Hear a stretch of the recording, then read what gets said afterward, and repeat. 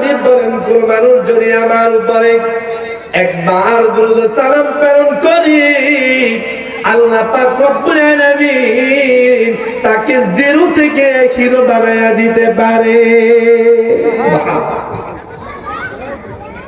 এরকম ঘটনা আসেনি যে নবীর দুরূদ পড়ার কারণে আল্লাহ জাহান্নামের খাতা থেকে নাম কাটায়া জান্নাতের খাতায় দিয়া দিতে, এমন ঘটনা আসেনি? আরো জোরে বলেন আছে? এমন ঘটনা আছে। ঘটনা ঘটেছে 557 হিজরি। কত হিজরি? আরো জোরে বলেন কত হিজরি? 557 হিজরি। এখন বড় হয় 1445 হিজরি চলে, 2024 সাল। আর আরবিতে হলো 1446 হিজরি সম্ভবত। 557 হিজরি সালের ঘটনা। একবার শাইখ শিবলি রহমাতুল্লাহি আলাইহি মক্কাতুল মুকাররমায় হজ করতে গেলেন।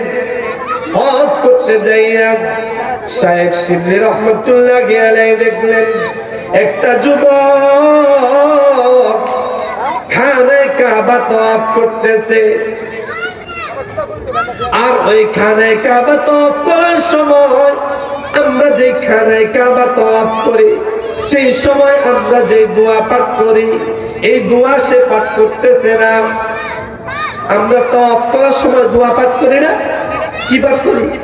লাব্বাইক আল্লাহুম্মা লাব্বাইক লা শারীকা লাক লাব্বাইক ইন্নাল হামদা ওয়ান নি'মাতা লাক ওয়াল মুলক। এই দোয়াই তো পাঠ করি। হযরত শাইখ শিবলি রাহমাতুল্লাহি আলাইহি দেখলেন এই যুবক কাবার চতুর্পাশে ঘুরে সে এই দোয়া পাঠ করতেছে না, তাই করতেছে সাফা মারওয়া দৌড়াদৌড়ি করে, এই দোয়া পাঠ করে না। যত জায়গায় নির্দিষ্ট দোয়া আছে কোন জায়গায় দোয়া পাঠ করে না, সব জায়গায় শুধু নবীর প্রতি দুরূদ পাঠ করে। সুবহান রব্বে করিমের দরবারে একবার কালিমাতুশ শুকর আদায় করে বলি আলহামদুলিল্লাহ। লক্ষ কোটি তার চেয়ে অনেক অনেক গুণ বেশি দুরূদ সালাম প্রেরণ করছি। আল্লাহর সৃষ্টির প্রধান আকর্ষণ, বিশ্বসভার সভাপতি, কুল কায়নাতের সরদার, নবী দো জাহান, রহমাতাল লিল আলামিন, শফিউল মুজনিবিন, ইমামুল মুরসালিন, ইমামুল হারামাইন, ইমামুল কিবলাতাইন, নূরুন আলা নূর, নবিয়িনা শফিউনা মাহবুবিনা মাশুকিনা ইমামিনা কুদওয়াতিনা মুরশিদিনা মুহাম্মাদুর রাসূলুল্লাহ সাল্লাল্লাহু আলাইহি ওয়াসাল্লামের উপর, যাকে আল্লাহ সুবহানাহু ওয়া তাআলা আজ থেকে ১৫০০ বছর পূর্বে এই পৃথিবীর বুকে সর্বশ্রেষ্ঠ এবং সর্বশেষ নবী করে পাঠিয়েছেন। বিনা দরখাস্তে আল্লাহ পাক রব্বুল আলামিন আমাদেরকে সেই নবীর উম্মত হিসেবে কবুল করেছেন। এজন্য সবাই আরেকবার কালিমাতুশ শুকর আদায় করে বলি আলহামদুলিল্লাহ। আলহামদুলিল্লাহ। যেই নবীর উম্মত হওয়ার জন্য বাবা আদম থেকে শুরু করে নূহ, ইব্রাহিম, ইসমাইল, ইসহাক, ইউনুস, এমনি করে মূসা, ঈসা, সমস্ত নবীরা যেই নবীর উম্মত হওয়ার জন্য দরখাস্ত করেছে, কিন্তু আল্লাহ পাক রব্বুল আলামিন কোন নবীর দরখাস্ত কবুল করেন নাই। একমাত্র কেবলমাত্র হযরতে ঈসা আলাইহিস সালাতু ওয়াস সালামের দরখাস্তটা কবুল করেছেন। অন্য কোন নবীর দরখাস্ত আল্লাহ কবুল করে নাই। এজন্য হযরতে ঈসা আলাইহিস সালাতু ওয়াস সালামকে আল্লাহ পাক রব্বুল আলামিন মৃত্যুর আগেই তাকে চতুর্থ আসমানে উঠিয়ে নিয়ে গিয়েছেন এবং সেখানে তিনি কিয়ামত পর্যন্ত থাকবেন। কিয়ামতের পূর্বে হযরতে মাহদী আলাইহিস সালাতু ওয়াস সালাম যখন আগমন করবেন, এরপরেই হযরতে ঈসা আলাইহিস সালাতু ওয়াস সালাম আবার এই জমিনে আগমন করবেন। তবে এই জমিনে যখন আগমন করবেন তখন আর তিনি নবী হিসেবে আগমন করবেন না, তখন তিনি আগমন করবেন আমার নবী, আপনার নবী, দো জাহানের বাদশা নবী, নূর আলা নূর নবীনা মুহাম্মদুর রাসূলুল্লাহ সাল্লাল্লাহু আলাইহি ওয়াসাল্লাম আর উম্মত হিসেবে। বলেন না সুবহানাল্লাহ। যে আল্লাহ পাক রব্বুল আলামিন বাবা আদম থেকে শুরু করে হযরত ঈসা আলাইহিস সালাতু ওয়াস সালাম পর্যন্ত কোন নবীর দরখাস্ত কবুল করে নাই, আমার নবীর উম্মত হওয়ার জন্য দরখাস্ত করেছিল। কিন্তু সেই আল্লাহ পাক রব্বুল আলামিন আমাকে আপনাকে বিনা দরখাস্তে কোনো দরখাস্ত করা লাগে নাই, আল্লাহর দরবারে কোনো আরজি করা লাগে নাই, কোনো ফরিয়াদ করা লাগে নাই, কোনদিন কান্দন করা লাগে নাই। আমার আল্লাহ আপনাকে আমাকে বিনা দরখাস্তে সেই নবীর উম্মত বানিয়েছেন। এজন্য আরেকবার সবাই সমস্বরে জোরে চিৎকার দিয়া বলেন না আলহামদুলিল্লাহ। শেষ নবীর উম্মত হয়ে আজকের এই মাহফিল, জান্নাতের বাগান, এত সুন্দর বাগান সাজিয়ে দেওয়া হয়েছে। এই জান্নাতের বাগানে আমরা দুনিয়ার পড়ে দুনিয়ার কাজকর্ম নিয়ে ব্যস্ত হয়ে পড়েছি, আমরা আজকে জান্নাতের বাগানের দিকে আসতে চাই না। প্যারা হাজরিন, আমাদের কাল কিয়ামতে পরকালে নাজাতের উসিলা হবে এই জান্নাতের বাগান। বলেন না সুবহানাল্লাহ।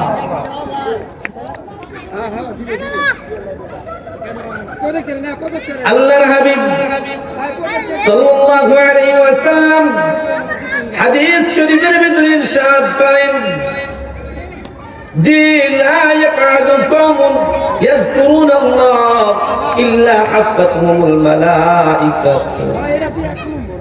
আল্লাহর হাবিব সাল্লাল্লাহু আলাইহি ওয়াসাল্লাম ইরশাদ করেন, যখন আমার কোন বান্দারা আমার জিকিরের কোন মজলিসে, আমার কোন আলোচনার মজলিসে, কোন মাহফিলে যদি বসে যায়, আল্লাহর ফেরেশতারা ওই মাহফিলটার চতুর্পাশ দিয়া ঘেরাও দিয়া রাখি।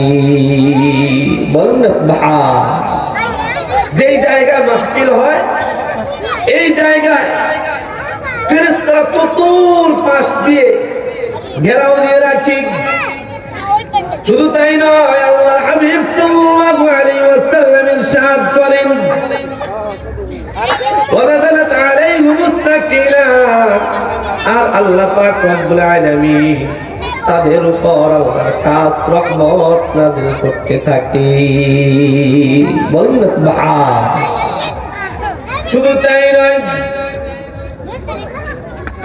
আল্লাহর হাবিব সাল্লাল্লাহু আলাইহি ওয়াসাল্লাম বলেন ওয়াযাকারাহুমুল্লাহু ফীমান ইনদাহু, দুনিয়ায় যদি কোনো মানুষ কোনো অনুষ্ঠান করে, প্রোগ্রাম করে, কোন জায়গায় যদি আল্লাহর জিকির করার জন্য, আল্লাহ পাক রব্বুল আলামিনের কথা শোনার জন্য, কুরআনুল কারীমের কথা শোনার জন্য, হাদিসের কথা শোনার জন্য যদি বসে যায়, আল্লাহ পাক রব্বুল আলামিন আল্লাহর আরশে আজিমের উপর ফেরেশতাদের নিয়ে তার চাইতে উত্তম মজলিস কায়েম করে। বলেন না সুবহানাল্লাহ। এত মর্যাদা আমরা একটু চিন্তা করলেই বুঝবো যে আল্লাহ পাক রব্বুল আলামিন আমাদেরকে সৃষ্টি করেছেন, যে আল্লাহ পাক রব্বুল আলামিন আমাদেরকে লালন পালন করেন, যে আল্লাহ পাক রব্বুল আলামিন আমাদেরকে রিজিক দান করেন, যে আল্লাহ পাক রব্বুল আলামিন আমাদের হায়াতের মালিক, যে আল্লাহ পাক রব্বুল আলামিন আমাদের মৌতের মালিক। একটু জোরে আওয়াজ দিয়া বলেন না আমাদের হায়াতের মালিক কি? আর একটু জোরে আওয়াজ দিয়া না বলেন আমাদের মৌতের মালিক কি? আমাদের সব কিছুর মালিক কে? আমাদের সব কিছুর মালিক আল্লাহ। কিন্তু আমরা সেই আল্লাহকে ভুলে যাই, সেই আল্লাহকে ভুলে গিয়ে দুনিয়ার মুখে পড়ে যায়। প্যারে হাজরিন, একটা জিনিস মনে রাখবেন, আল্লাহ পাক রব্বুল আলামিন আমাকে আপনাকে এই দুনিয়াতে এমনি এমনি পাঠাই দেন নাই। আমাদেরকে আল্লাহ কোনো উদ্দেশ্য ছাড়াই পৃথিবীতে পাঠান নাই। আমাদেরকে আল্লাহ পৃথিবীতে একটা উদ্দেশ্য করে পাঠিয়েছেন। আমাদের আগে, আমাদের পূর্বে এই পৃথিবীতে ছিল জিন জাতি। আল্লাহ পাক রব্বুল আলামিন জিন জাতিদেরকে পৃথিবী থেকে উঠায়া নিয়ে গেলেন। নিয়ে যাওয়ার পরে হযরতে আদম আলাইহিস সালামকে যখন আল্লাহ সৃষ্টি করার ইচ্ছা করলেন, এই পৃথিবীতে যখন আল্লাহ মানুষ সৃষ্টি করার ইচ্ছা করলেন, তখন ফেরেশতারা আল্লাহ পাক রব্বুল আলামিন এর কাছে বলল, আল্লাহ আপনি এই পৃথিবীতে আবার কেন একটা জাতি সৃষ্টি করবেন? আল্লাহ বলেন, ইন্নী জাইলুন ফিল আরদি খলিফা, আমি এই পৃথিবীতে আমার প্রতিনিধি সৃষ্টি করব। আমি আমার প্রতিনিধি এই পৃথিবীতে সৃষ্টি করতে চাই। ফেরেশতাদেরকে জানাইলেন। ফেরেশতারা বললেন, ক্বালু আতাজআলু ফীহা মান ইউফসিদু ফীহা ওয়া ইয়াসফিকুদ দিমা ওয়া নাহনু লাহু নুসাব্বিহু বিহামদিক। ফেরেশতারা আল্লাহর কাছে বলে, আল্লাহ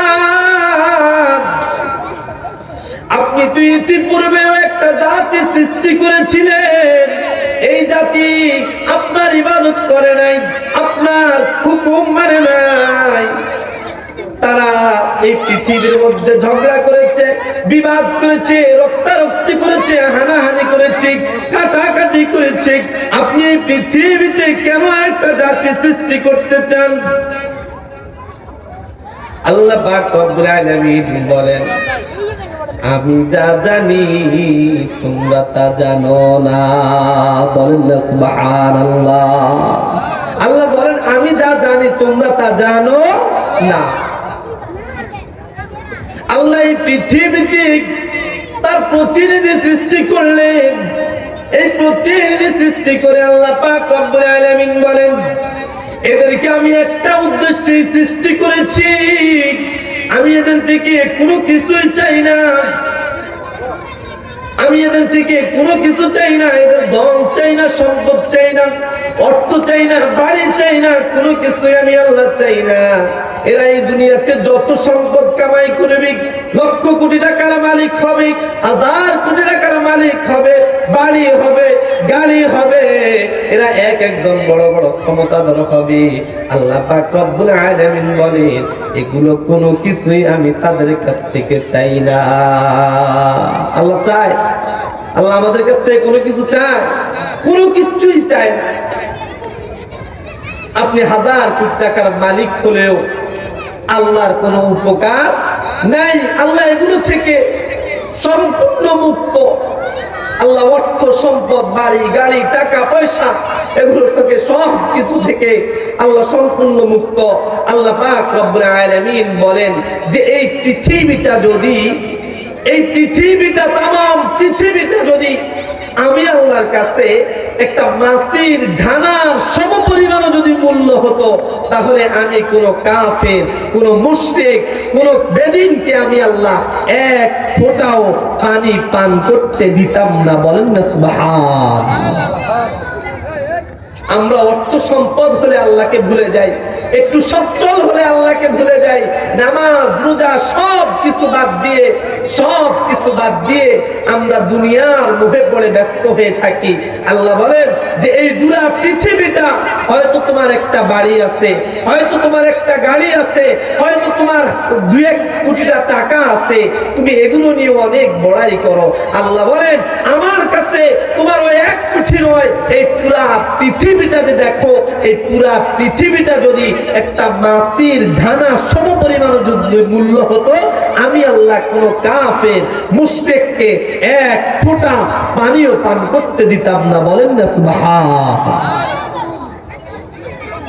তাহলে বলবেন আল্লাহ আমাদের থেকে বাড়িও চায় না, আল্লাহ গাড়িও চায় না, আল্লাহ টাকাও চায় না, পয়সাও চায় না, ক্ষমতাও চায় না।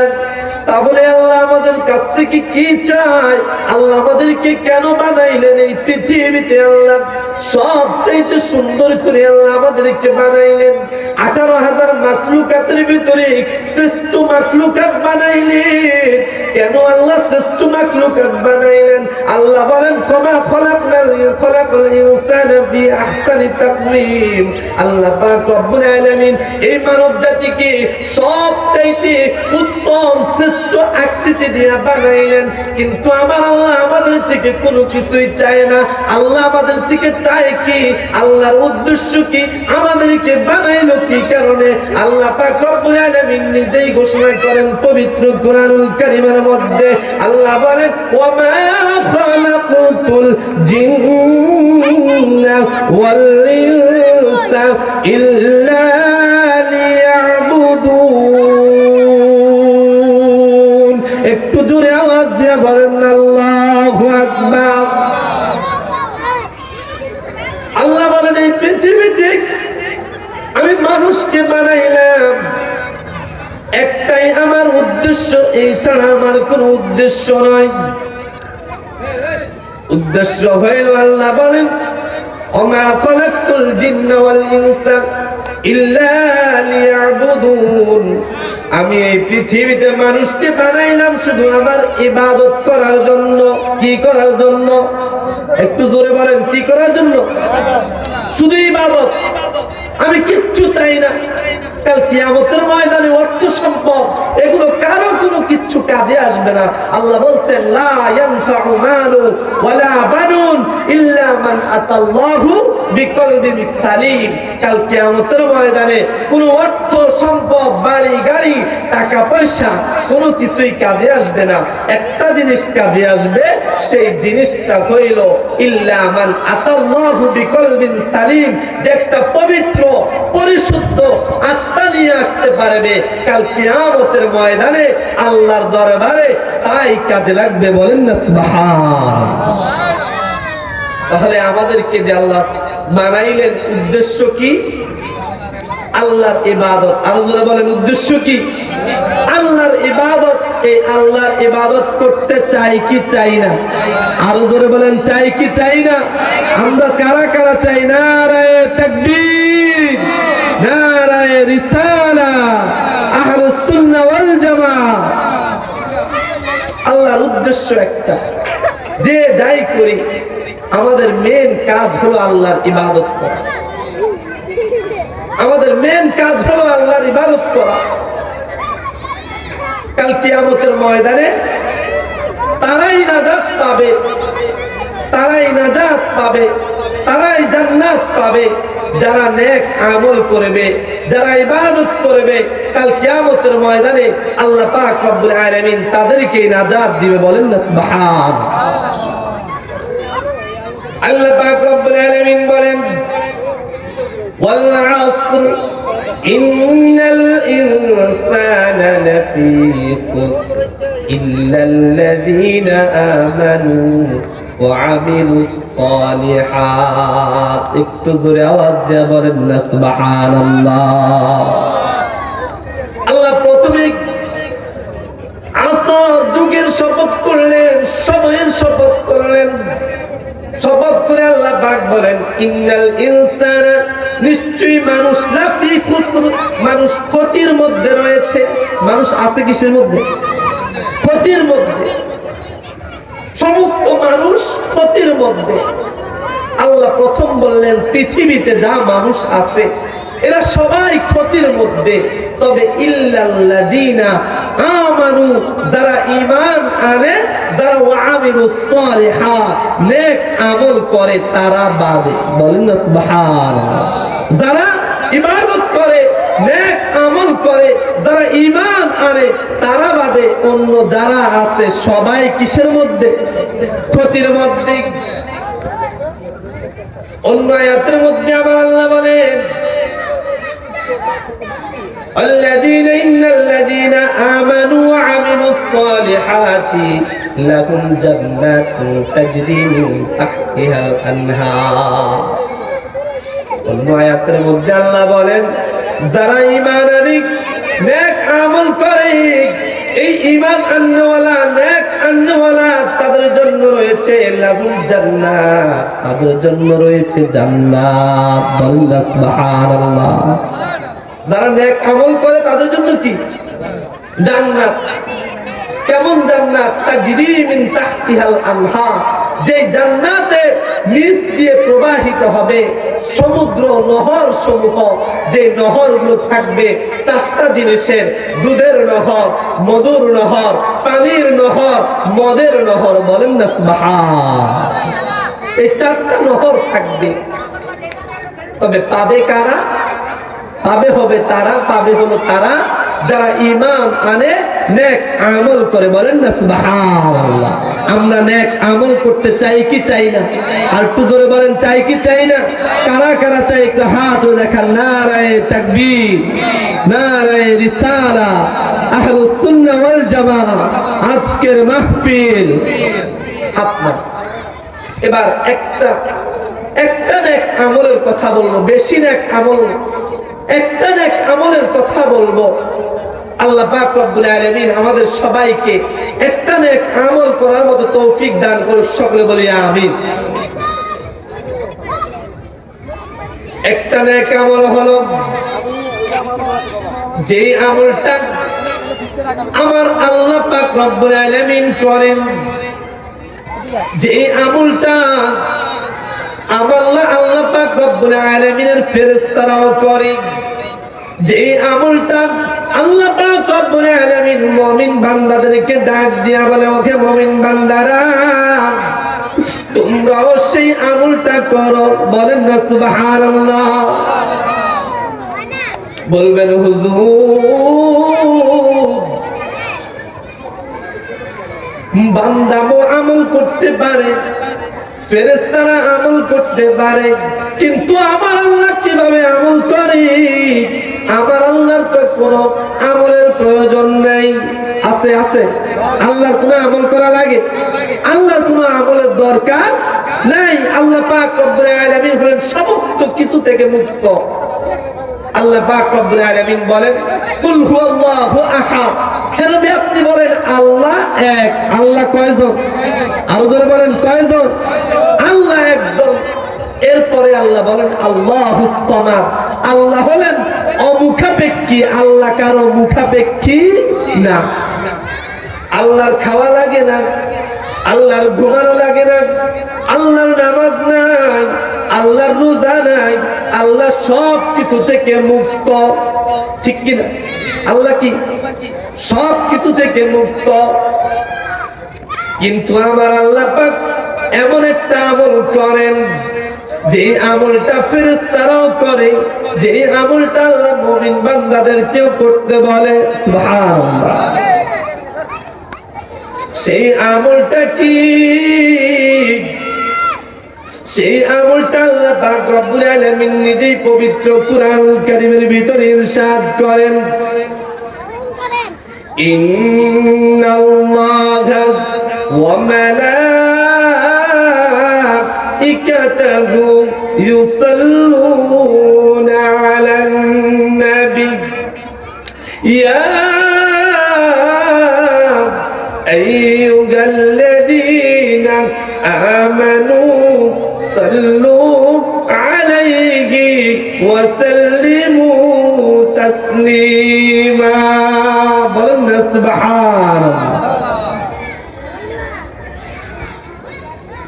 আল্লাহ পাক রব্বুল আলামিন বলেন, নিশ্চয়ই আল্লাহ ওয়া মালাইকাতুহু এবং তার ফেরেশতারা ইউসাল্লুনা আলান নবী তার নবীর প্রতি দুরূদ পাঠ করে। বলেন না সুবহানাল্লাহ। দুরূদ পাঠ করে কে? আমার নবীর প্রতি দুরূদ পাঠ করে কে? আমার নবীর প্রতি দুরূদ পাঠ করে কে? আল্লাহ ও মালাইকাতুহু এবং তার ফেরেশতারা। আল্লাহ নিজেও এমন আমল করে।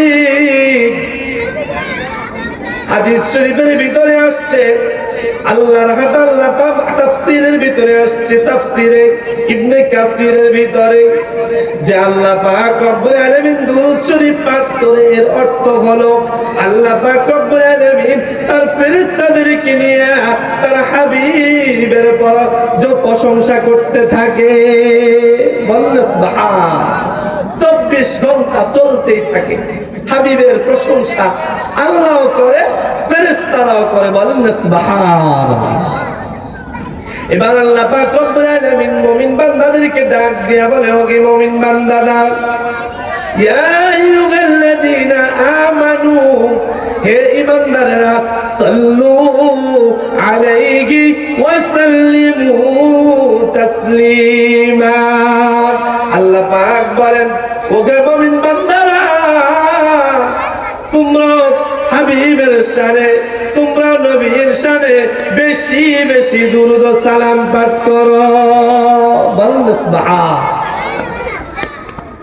একটা আমল, এই আমলটা অসংখ্য আমলের চাইতে গুরুত্বপূর্ণ।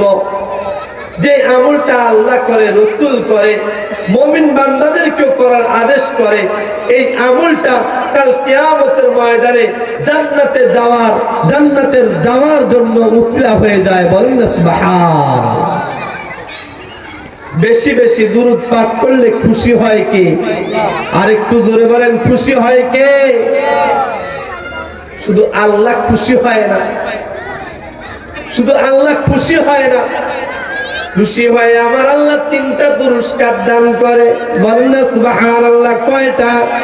3টা পুরস্কার দান করে। কেউ যদি আল্লাহর হাবিবের প্রতি বেশি বেশি দুরূদ ও সালাম পাঠ করে, আল্লাহর হাবিব সাল্লাল্লাহু আলাইহি ওয়াসাল্লাম বলেন, আল্লাহ পাক রব্বুল আলামিনের পক্ষ থেকে তার জন্য 3টা পুরস্কার রাখে।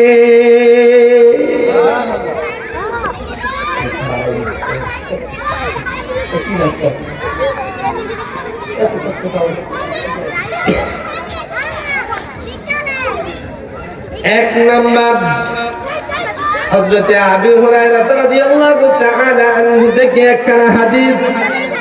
عن أبي هريرة رضي الله تعالى عنه قال قال رسول الله صلى الله عليه وسلم من صلى علي صلاة واحدة صلى الله عليه 10 صلوات وحطت عنه 10 خطيئة ورفعت له 10 درجات. بلن سبحان الله. আল্লাহর হাবিব সাল্লাল্লাহু আলাইহি ওয়াসাল্লাম বলেন, যে ব্যক্তি আমার প্রতি একবার দুরূদ সালাম পাঠ করবে, আমি আল্লাহ আল্লাহর পাক রব্বুল আলামিনের পক্ষ থেকে তার জন্য 3টা পুরস্কার। এর ভিতরে 1 নাম্বার পুরস্কার হলো আল্লাহর হাবিব সাল্লাল্লাহু আলাইহি ওয়াসাল্লাম বলেন, তার উপরে 10টা রহমত নাযিল করে দেয়। বলেন সুবহান। কয়টা রহমত? 10টা রহমত।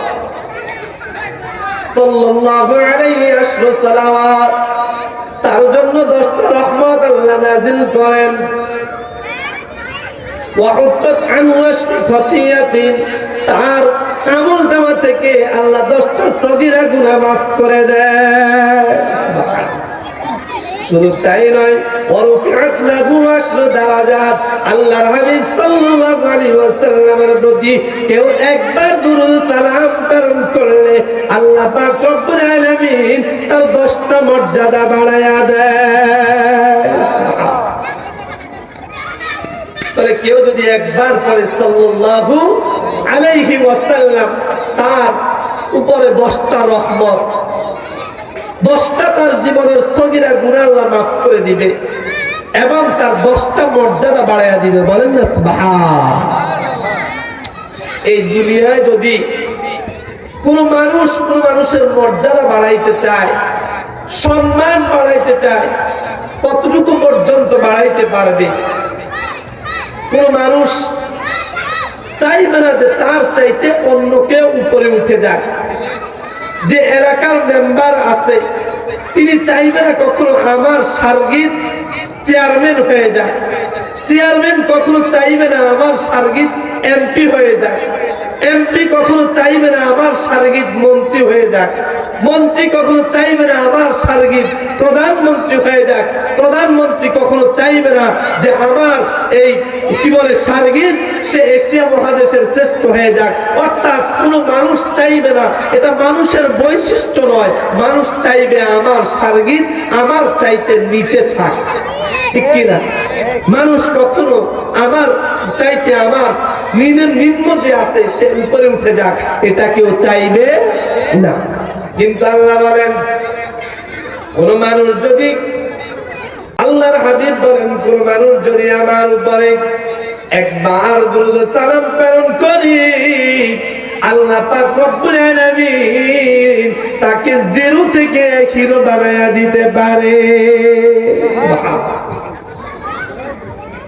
এরকম ঘটনা আসেনি যে নবীর দুরূদ পড়ার কারণে আল্লাহ জাহান্নামের খাতা থেকে নাম কাটায়া জান্নাতের খাতায় দিয়া দিছে? এমন ঘটনা আসেনি?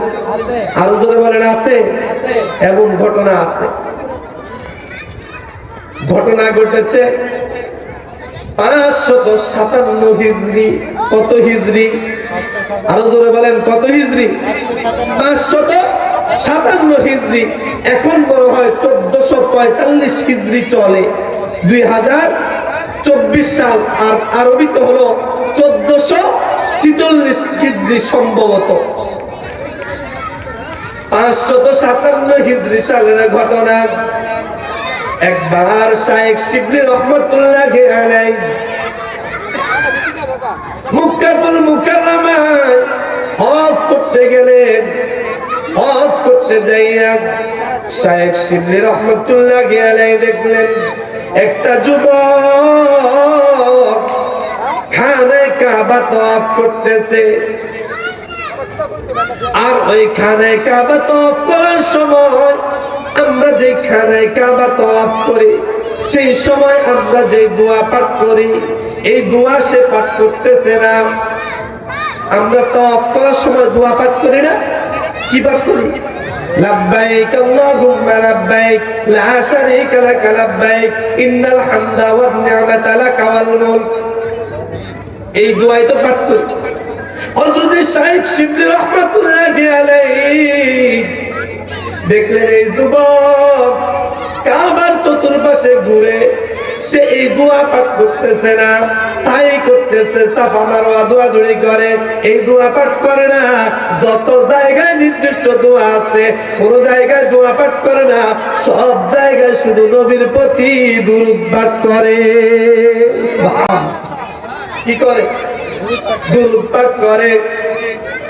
শাইখ শিবলি রহমাতুল্লাহি আলাইহি ওই যুবকের প্রতি ভালো করে লক্ষ্য করে দেখলেন যে যুবক অন্য কিছু পাঠ করে না।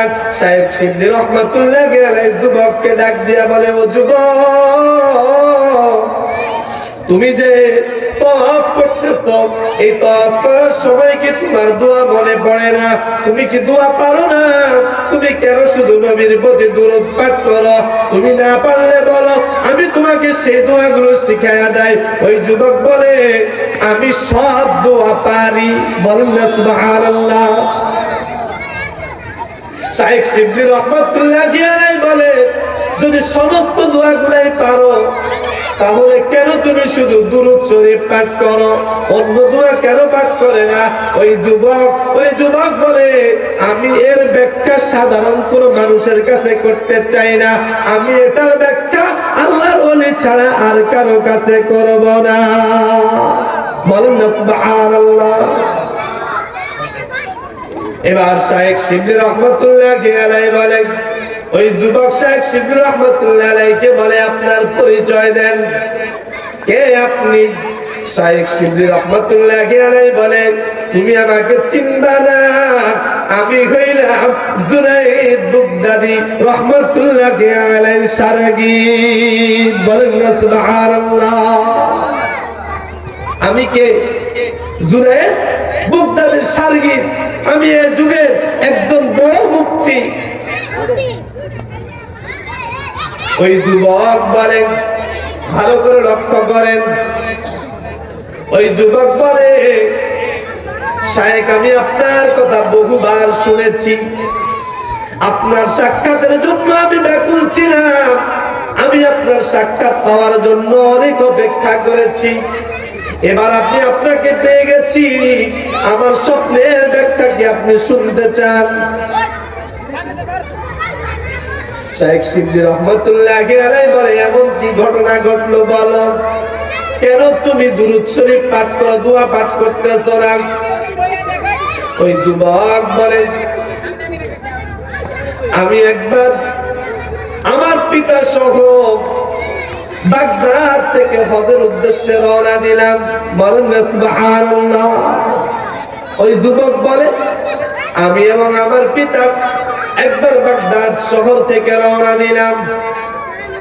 বাগদাদ শহর থেকে রওনা দিয়া যখন আমি অনেক দূর চলে আসলাম সফর করে, হঠাৎ একদিন আমার বাবা যখন মরুভূমির মাঝখানে আসলো, ওই সময় রাত্রিবেলা বাবা হঠাৎ করে বুকের ব্যথা উঠে বাবা ইন্তেকাল করলেন। এবার আমি চিন্তায় পড়ে গেলাম, আশেপাশে কোনো বাড়িঘর নাই, আশেপাশে কোনো বাড়িঘর নাই, জনসম্মুখ কোনো জনগণ নাই, আমি এখন এই বাবার লাশ কিভাবে নিব, কেমনে আমি দেশে ফিরে যাব, আর আমার বাবা মারা গেল, আমি এই বাবাকে কিভাবে দাফন করব? এই ভেবে ভেবে আমি চিন্তায় পড়ে গেলাম। চিন্তায় পড়ে আমি অনেক অধরে কান্না করতে শুরু করলাম। কান্না করতে করতে আমি একটা গাছের গোড়ায় বসে আমি হেলান দিয়ে রইলাম। হেলান দিয়ে থাকা অবস্থায় আমার ঘুম এসে গেল। বলেন না সুবহানাল্লাহ। আল্লাহ তার কুদরতি ভাবে ঘুম পাড়াইয়া দিলেন। এবার ঘুমের ভিতরে ওই লোকটা দেখে, স্বপ্নের মধ্যে লোকটা দেখে তার বাবা চেহারাটা অনেক কালো হয়ে গেছে, তার বাবার চেহারাটা শুকরের চেহারার মতো হয়ে গেছে, অনেক বিদ্যুতের চেহারা, এমন চেহারা যেমন চেহারা কোন মানুষের চেহারার মতো হয় না। বন্ধুরা একটা জিনিস খেয়াল রাখবেন, হাদিস শরীফের ভিতরে আসছে কোন নেককার লোক যখন মারা যায়, ওই নেককার লোকটার চেহারা হাস্যোজ্জ্বল নুরানি হয়ে যায়। বলেন না সুবহানাল্লাহ। কি হয়ে যায়? উজুহু ইয়াওমাইদিন মুসফিরা, সেই দিন চেহারাগুলো হাস্যোজ্জ্বল হয়ে যায়। আর যদি কোনো বদকার মারা যায় তাহলে বদকারের চেহারা কুৎসিত কালো বিদ্যুতে চেহারা বিকৃত হয়ে যায়। ওই যুবক বলে, আমার বাবার চেহারাটা এমন কালো মসৃণ হয়ে গেল, আমার বাবার চেহারাটা কুৎসিত হয়ে গেল, চেহারার আকৃতি চেঞ্জ হয়ে গেল, শুকরের মতো চেহারা হয়ে গেল। আমি আমার বাবার চেহারাটা দেখে আমি নিজেই চিন্তা করলাম যে আজকে আমার বাবার যে চেহারা কোন মানুষ যদি দেখে, মানুষগুলো বলবে আমার বাবা অনেক পাপী ছিল। কি বলবে? পাপী। আমরা বলি না, মানুষ যখন মারা যায় অনেক কষ্ট হয়, বিদ্যুতের চেহারা পেয়ে যায়, আমরা বলি এই মানুষটা নেক আমল করে নাই, গুনাহগার, কেমন চেহারা, এর নূরের কোন চেহারায় নূর নাই, বলি কি বলি না? এরকম ওই লোকটার চেহারাটাও কালো মলিন হয়ে গেল। এইভাবে চিন্তা করতে করতে লোকটা যখন ওই যুবক ঘুমাইয়া গেল, ঘুমের ভিতরে স্বপ্নে দেখলো একটা লোক এসে তার বাবার চেহারার পাশে দাঁড়াইলো। বলেন না সুবহানাল্লাহ।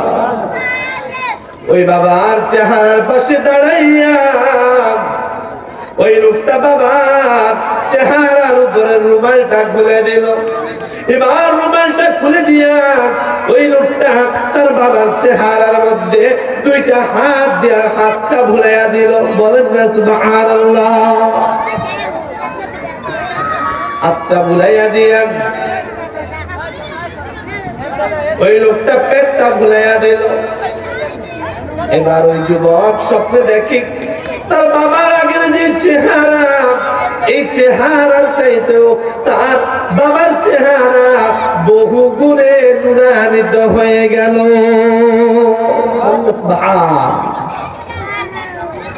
তার বাবার চেহারা আগের চাইতে অনেক নুরানি হয়ে গেল।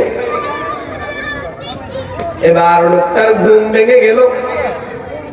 লোকটা এমন যখন স্বপ্নে দেখলো, এবার ওই লোকটা চলে যাচ্ছে, তার বাবার চেহারার ভিতরে হাত বুলে লোকটা চলে যায়। ওই যুবক ডাক দিয়া বলে, আপনি কে আমার এমন উপকার করলেন? আপনি কিভাবে বা জানলেন যে আমার বাবা এইখানে মরুভূমির ভিতরে পড়ে আছে, ইন্তেকাল করেছে? আমার বাবার তো লাশ এখনো কেউ দেখে নাই, কেউ তো খবরও জানে নাই, আপনি কোথায় পেলেন, কিভাবে জানলেন? ওই লোকটা বলে, তোমার বাবার খবর আমার কাছে প্রতিদিন ফেরেশতারা এসে বলে যায়। সুবহান। তোমার বাবা যখন জীবিত ছিল, তোমার বাবার খবর প্রতিদিন আমার কাছে এসে ফেরেশতারা বলে যায়, কিন্তু আজকে আর এসে আমার কাছে বলে নাই। বলে প্রতিদিন তোমার বাবা আমার প্রতি 300 বার করে দুরূদ পাঠ করত, সেই দুরূদ আমার দরবারে পৌঁছে দেওয়া হতো, কিন্তু আজকে তোমার বাবার দুরূদ আমার কাছে পৌঁছায় নাই। আমি ফেরেশতাদেরকে জিজ্ঞাসা করলাম, আজকে কেন আমার কাছে দুরূদ পৌঁছানো হয় নাই? ওই ফেরেশতা বলল, ওই লোকটা মারা গেছে। রাসূল বলে, ওই লোকটা হলো, ওই লোকটা মারা গেছে। এমন বলার পরে আমি আর সহ্য করতে পারি না, আমি স্বয়ং চলে আসছি। বলেন না সুবহানাল্লাহ। এই লোকটাকে, যে লোকটা আসলো স্বপ্নে, এই লোকটা হলো মুহাম্মাদুর রাসূলুল্লাহ। বলেন না সুবহান। এই লোকটা মুহাম্মাদুর রাসূলুল্লাহ। এজন্য প্রিয় হাজিরিন, কোন মানুষ যদি দুরূদ শরীফ পাঠ করে, এই দুরূদ শরীফের কারণে এই লোকটাকে আল্লাহ পাক রব্বুল আলামিন জীবনের সমস্ত গুনাহ খাতাগুলো মাফ করে দেয়। আল্লাহ পাক রব্বুল আলামিনের রহমত নাযিল করতে থাকে। আল্লাহ পাক রব্বুল আলামিনের আপনার কি বল মর্যাদা, আল্লাহ পাক রব্বুল আলামিন মর্যাদা করতে থাকে। এরপরে আল্লাহর হাবিব সাল্লাল্লাহু আলাইহি ওয়াসাল্লাম বলেন, যদি কেউ কাল কিয়ামতের ময়দানে ওই লোকটাই আমার সাথী হওয়ার অধিক হকদার, যে ব্যক্তি আমার প্রতি বেশি বেশি দুরূদ সালাম প্রেরণ করে।